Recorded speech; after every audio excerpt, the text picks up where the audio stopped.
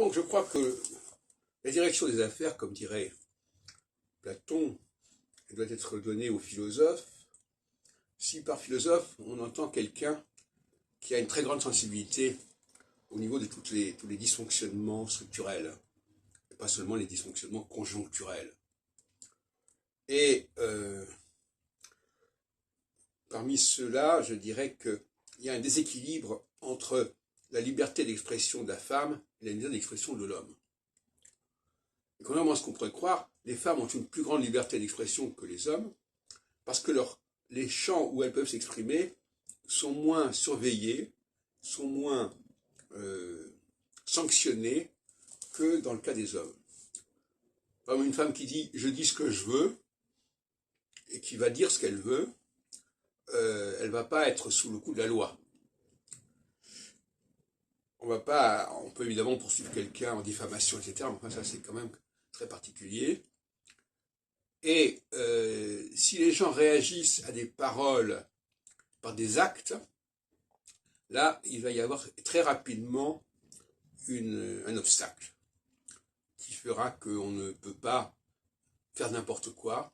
On peut dire n'importe quoi, mais on ne peut pas faire n'importe quoi. Voilà la règle actuelle. Je peux dire n'importe quoi, mais attention, ce que je fais, c'est très surveillé et c'est très sanctionné. Et là, il y a un déséquilibre que je trouve assez pénible, vous avouez. Alors, évidemment, tout ça est assez hypocrite, parce qu'on sait très bien qu'en réalité, les choses ne se passent pas exactement comme ça, et qu'on laisse les hommes faire plus qu'on ne dit qu'on les laisse faire. Et heureusement, parce que dans les rencontres entre hommes et femmes, si les hommes ne prenaient pas certaines initiatives, on serait bloqué.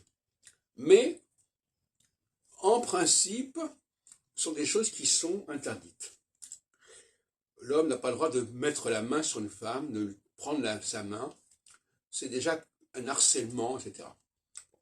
On sait très bien qu'en réalité, ce n'est pas le cas, qu'il y a beaucoup de relations sexuelles qui démarrent avec une initiative masculine et qui ne vont pas être qualifiées de viol.